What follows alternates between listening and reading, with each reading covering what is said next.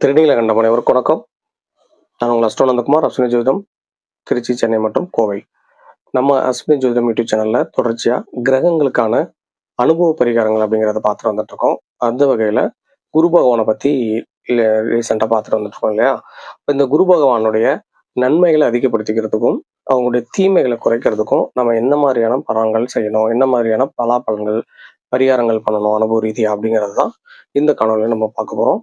So இதான் first time நம்ம channel பார்க்குறீங்கன்னா தயவுசெய்து சப்ஸ்கிரைப் பண்ணிக்கோங்க, உங்கள் நண்பர்கள்ட்டையும் ஷேர் பண்ணுங்க. முக்கியமாக உங்களோட கமெண்ட்ஸையும் கொடுங்க. ஸோ குரு பகவான் நம்ம முன்னாடியே சொன்ன மாதிரி நல்லா இருக்கக்கூடிய அவங்களோட குணநலங்கள் எப்படி இருக்கும், அவங்களோட வாழ்வியல் விஷயங்கள் எப்படி இருக்குங்கிறத பார்த்த மாதிரி நல்லா இல்லாதவங்க, குரு வலுத்தவங்க, வலுவிழந்தவங்க, குரு நன்மை செய்யக்கூடிய நிலையில இல்லாதவங்களுக்கு என்ன மாதிரி பலாபலங்கள் நடக்கும் அப்படிங்கிறத நம்ம சொன்னோம்.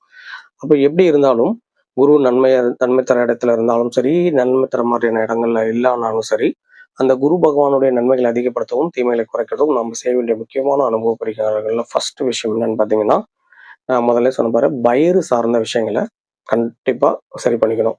வயிறு சார்ந்த ஒரு அஜீரணத்தை தவிர்க்கிறது, அல்சர் ஏதாவது இருந்தால் ட்ரீட்மெண்ட் எடுத்துக்கிறது. சில பேர் வந்து ட்ரெயின்லேயே தான் போக விரும்புவாங்க, ஏன்னா அடிக்கடி பாத்ரூம் போகிற மாதிரி இருக்கும் அப்படின்னு சொல்லிட்டு.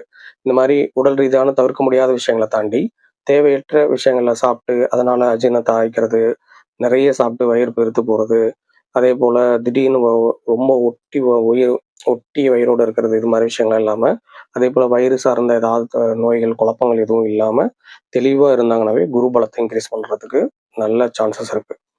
அதே போல் வட்டி வாங்குறதுக்கு ஆசைப்படாமல் இருக்கிறது, வட்டி ஏதாவது கிடைக்கும் அப்படின்னு நினச்சிட்டு ஆசைப்படாமல் இருக்கிறது, இல்லைன்னா அதிக வட்டிக்கு ஆசைப்படுறது வந்து குரு பலத்தை ரொம்ப கீழே கொண்டு போயிடும். ஸோ அதனால தான் டீச்சர்ஸ்லாம் பார்த்தீங்கன்னா வட்டிக்கு பணம் விட்ருவாங்க. அப்புறம் கடைசியில் பார்த்தீங்கன்னா எண்ட் ஆஃப் தி டே, ஏன்னா அவங்களுக்கு குரு தன்மையோடயும் இருப்பாங்க, குருவுக்கு ஆப்போசிட்டான விஷயங்களுக்காகவும் செய்வாங்க, பல்காக மாட்டிக்குவாங்க. நிறைய பேரோட லைஃப்பை பார்த்தீங்கன்னா நல்லா தெரியும். அதனால தான் குரு பலத்தை இன்க்ரீஸ் பண்ணிக்கிறதுக்கு வட்டிக்கு ரொம்ப ஒரு நியாயமான விஷயங்கள் ஓகே, அதிகமான வட்டிக்கு ஆசைப்படக்கூடாது. அதே போல் நிறைய தங்க நகைகளை போட்டுட்டு ரொம்ப டாம்பிகமாகவும் காட்டிக்க கூடாது.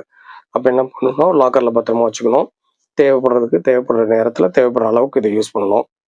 அதே போல் உங்களுக்கு ஏதாவது ஒரு வித்தை கற்றுக் கொடுத்தவங்க, இல்லை உங்களுடைய குருமார்கள் உங்களுக்கு ஏதோ ஒரு நல்ல சின்ன சின்ன விஷயங்கள் சொல்லி கொடுத்து உங்கள் வாழ்க்கையில் உங்களுக்கு தூண்டுறதுக்கு இப்போ ரொம்ப முக்கியமாக இருக்கிறவங்க, இந்த மாதிரிலாம் இருப்பாங்க இல்லையா?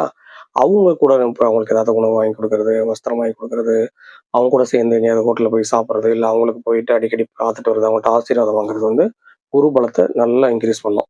அதே போல் மஞ்சள் கலர் பொருட்கள் அதிகமாக யூஸ் பண்ணுறது, அதாவது வியாழக்கிழமைகளில் மஞ்சள் ஆடையை கொஞ்ச நேரம் யூஸ் பண்ணுறது, இன்னும் நிறைய இது மாதிரி பரிகாரங்கள் இருக்குது. இந்த பரிகாரங்கள்லாம் நான் ஒன்று ஒன்றா சொல்கிறேன். இதெல்லாம் பயன்படுத்தி குரு பலத்தை இன்க்ரீஸ் பண்ணிக்கோங்க, குருவோட நெகட்டிவிட்டியை தவிர்த்துக்கோங்க. ஸோ இது